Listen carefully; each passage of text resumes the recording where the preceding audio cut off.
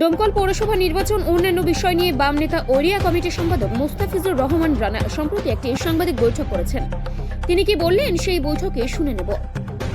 মিউনিসিপ্যালিটির বিষয় আপনারা জানেন ইতিমধ্যেই যে আমাদের ডোমকল মিউনিসিপ্যালিটি লাস্ট 2017 সালে নির্বাচন হয়েছে। সেটাও অবৈধ নির্বাচন যদিও, তবুও আমি ধরছি যে 2017 সালের পর 22 সালে আমাদের এই ইলেকটেড বডির মেয়াদ শেষ হয়েছে।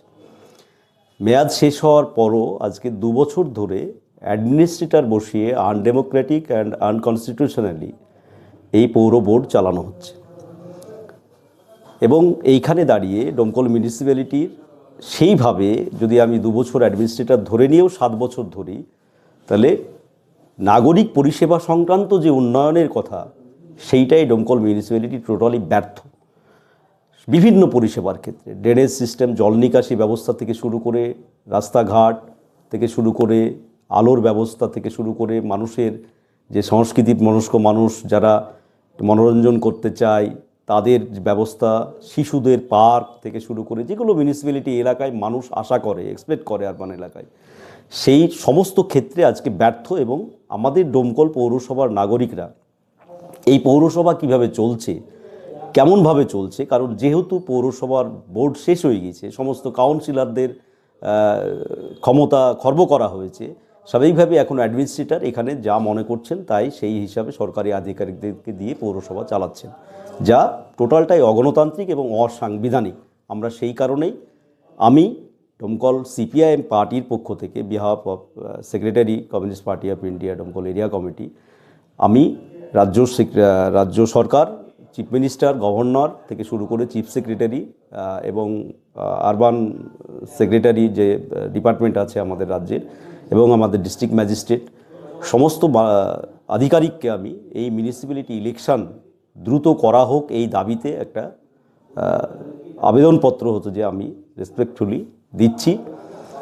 এবং সেইটা আরও একটা ইনফরমেশান যেটা হচ্ছে যে আমরা চাইছি যে কেন এই ইলেকশন কন্ডাক্ট করা হচ্ছে না, 2 বছর পার হয়ে যাচ্ছে এবং অবৈধভাবে অসাংবিধানিকভাবে 2টো টার্ম পার করার পরও আবার হচ্ছে যে আমাদের লোকাল এমএলএকে অ্যাডমিনিস্ট্রেটর রাখা হয়েছে, যেটা আমাদের এখানে যে নাগরিক পরিষেবা দেওয়ার ক্ষেত্রে যে অ্যাডমিনিস্ট্রেটর বা প্রশাসকের ভূমিকা থাকার কথা, নিয়মিত অফিস করা এবং নিয়মিত মানুষের সমস্যার কথা শোনা পৌরসভায় এসে অফিস টাইমে, সেইটা আমরা দেখতে পাচ্ছি না।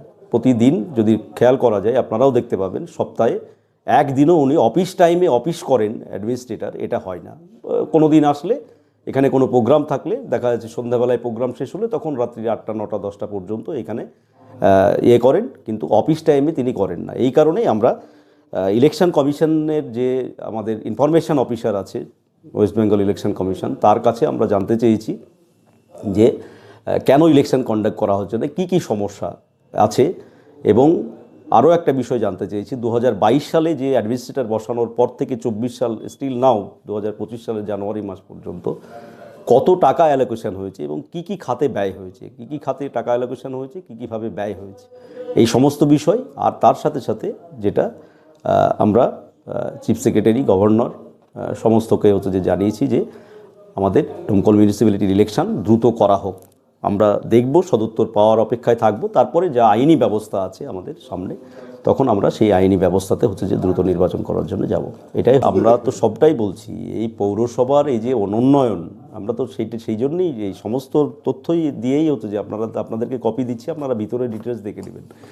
সমস্তটাই আমরা হায়ার অথরিটি যেটা রাজ্য সরকারের বা গভর্নর যারা, তাদেরকে দিতে চাইছি যে এইখানে গত 7 বছরে টোটালটাই যা হচ্ছে অপরিকল্পিতভাবে হচ্ছে, কোনো পরিকল্পনাভাবে হচ্ছে না, যার ফলে অ্যাম্বুলেন্স পড়ে থাকবে স্বাভাবিক। যা গাড়ি কেনা হয়েছে তখন সেই সময়ে যখন, এখন তিনি মনে হয় রানীনগরের বিধায়ক, সেই সময়ে তিনি পৌরসভার চেয়ারম্যান ছিলেন, যা গাড়ি ঘোড়া কেনা হয়েছে সমস্তটাই অপরিকল্পিতভাবে এবং জনগণের ট্যাক্সের টাকায়। আমি জানি না সেখান থেকেও কাটমানি খাওয়া হয়েছে কিনা, হয়তো তদন্ত করলে পাওয়া যাবে যে একটা বড় পার্সেন্টেজ কাটমানি খেয়েছে। নাহলে এত গাড়ির কী প্রয়োজন? আমি যা মিউনিসিপ্যালিটির শুরুর সময় যেটুকু আমার প্রয়োজন হবে, আমার একটা গাড়ি ময়লা ফেলা বা 2টো গাড়ি করা, 2টো গাড়ি 2টো বা 4টে গাড়ি জল দেওয়ার ক্ষেত্রে, সেসব তো পরিকল্পনা করা হয়নি, যার ফলে আজকে দাঁড়িয়ে এইরকম অবস্থা। আজকে পৌরসভার দাঁড়িয়ে একটা অ্যাম্বুলেন্স চলে না, যেখানে অনেক দুস্থ মানুষ বা বৃদ্ধ মানুষ যারা পরিষেবাটা পেতে পারে পরিকল্পনা করে চললে, অনেক কিছুই। ড্রেনেজ সিস্টেম নেই, গোটা বাজার এলাকাতে যদি দেখেন একটু বৃষ্টি হলে বিভিন্ন জায়গায় জল জমে যাচ্ছে। আপনি এর আগেও আমি বলেছি এসডিও ডেপুটেশনের সময়,